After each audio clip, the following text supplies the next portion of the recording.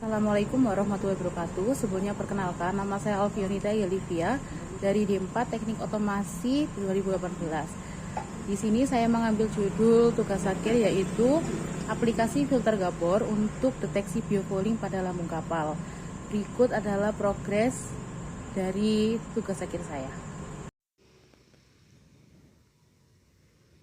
Berikut adalah konfigurasi dari rangkaian IP cam ke laptop dengan sambungan kabelan. Di sini juga menggunakan koneksi WiFi. Untuk selanjutnya adalah masuk ke website Swiss. Nah, di sini pakai Internet Explorer, versinya adalah 8 standar.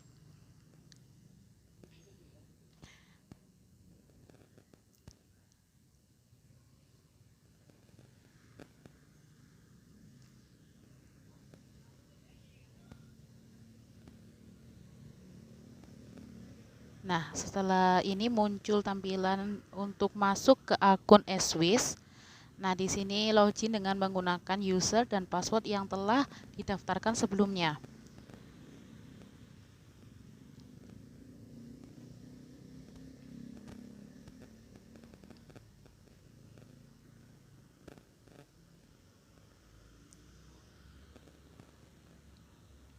Setelah masuk ke akun yang telah didaftarkan, maka akan muncul tampilan dari kamera yang telah dinyalakan sebelumnya. Berikut adalah kamera yang tertampil pada website. Nah, di sini kameranya hidup dan tertampil sebagai berikut. Untuk delay seperti ini terdapat kekurangan dari network atau gangguan dari network. Nah, di sini sudah tampil IP cam yang terhubung pada website online. Nah, di sini saya coba untuk menggerakkan kameranya untuk mencoba apakah terdapat delay pada kamera saat terkoneksi secara online antara kamera dengan website. Terdapat beberapa delay disebabkan oleh gangguan network tersebut. Nah, untuk selanjutnya saya akan memasukkan RTSP dari website ke VLC Media. VLC Media sendiri adalah video dari lokal laptop nanti yang dapat tersambung melalui Python. Nah, VLC Media sendiri ini pihak ketiga agar memudahkan koneksi atau konfigurasi dari video real time nanti yang terhubung melalui Python.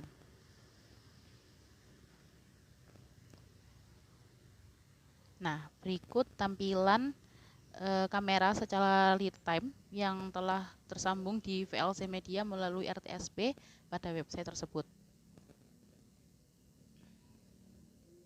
Di sini juga saya mencoba menguji kamera tersebut apakah terdapat delay atau tidak. Nah, untuk selanjutnya saya melakukan percobaan tes kamera, koneksikan kamera dengan Python. Di sini saya mencoba koneksikan apakah tampilan kamera dapat running di program Python yang telah saya buat.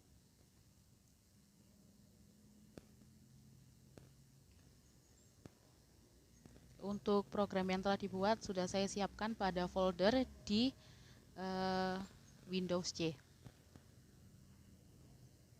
agar memudahkan saya untuk merunning dari program tersebut.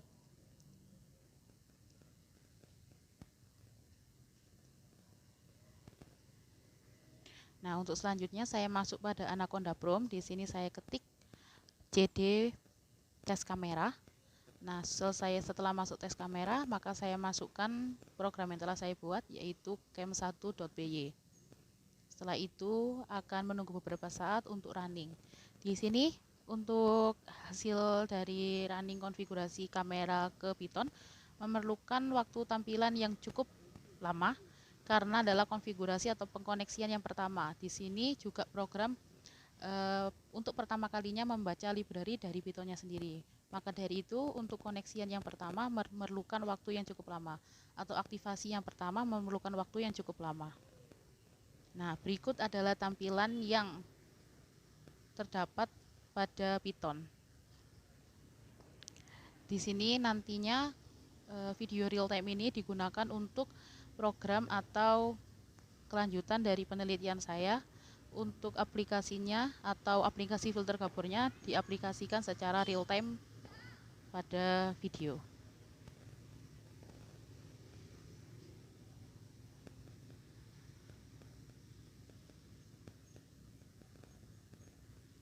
Nah, di sini saya akan melakukan percobaan aktivasi kamera ke Python untuk kedua kalinya, dan untuk mencoba apakah aktivasi kedua lebih lama daripada yang pertama, ataukah lebih cepat daripada yang pertama.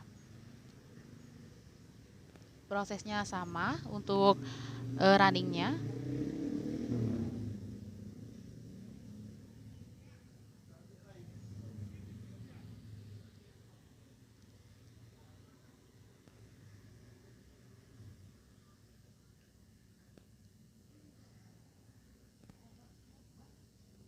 Untuk tampilannya kurang lebih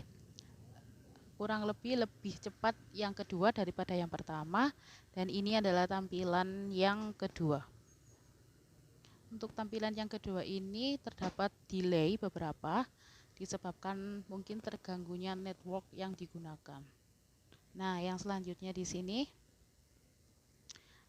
saya akan melakukan pengambilan data yang dilakukan di kolam uji Politeknik Perkapalan Negeri Surabaya.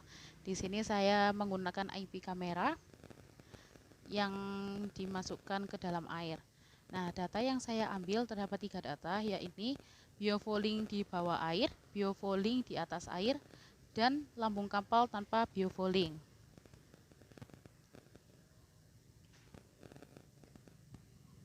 Dan koneksi yang saya gunakan menggunakan kabelan. Nah, ini adalah biofouling yang di atas air atau biofouling pada lambung kapal saat di atas air.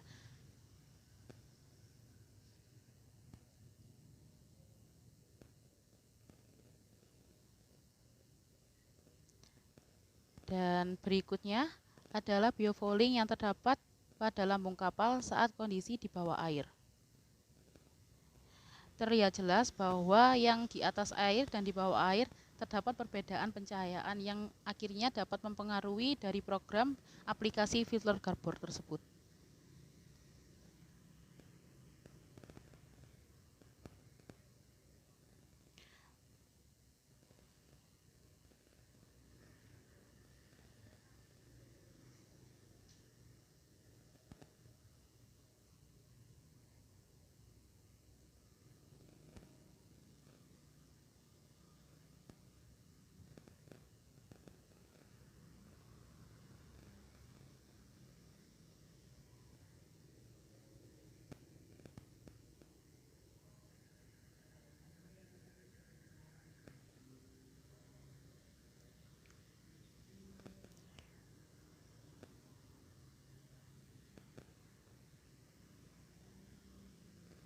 Kurang lebih seperti ini pencahayaan saat di bawah air dan pengambilan data saat di bawah air.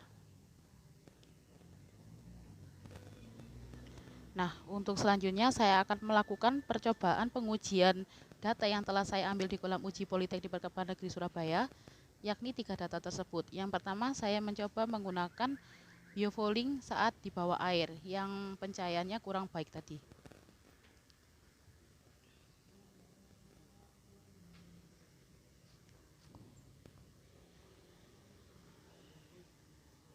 Setelah kita running, kita coba running.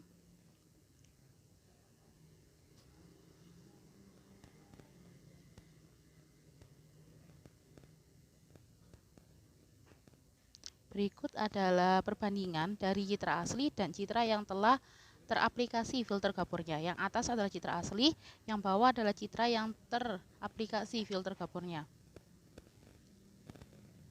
Untuk yang kedua, saya mencoba melakukan pengujian data pada biofouling pada lambung kapal saat di atas air. Berikut saya running.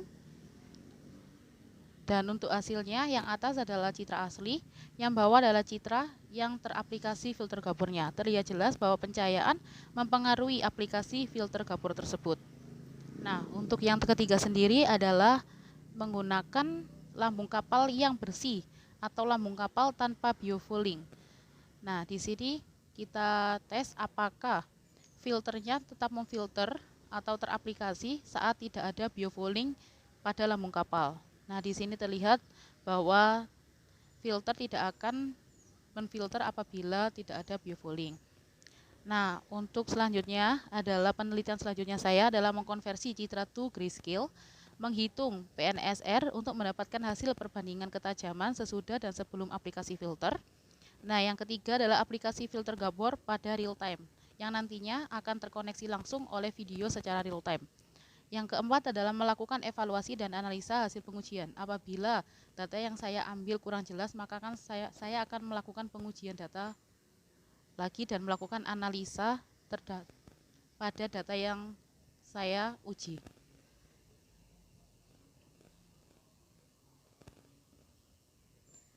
Dan untuk yang selanjutnya adalah kendala. Kendala saya adalah melakukan perhitungan pada filter Gabor agar akurat. Di sini karena pencahayaan yang kurang jelas tadi mempengaruhi nilai lambda yang saya buat. Saat menggunakan foto dari browser, biofoulingnya terdapat sangat jelas teksturnya karena airnya jernih. Nah, di sini karena airnya keruh dan pencahayaannya kurang, ditambah lagi dengan resolusi kamera yang kurang baik, hasil dari filter Gabor kurang terlihat. Maka saya akan memperhitungkan atau mengulang pengujian datanya.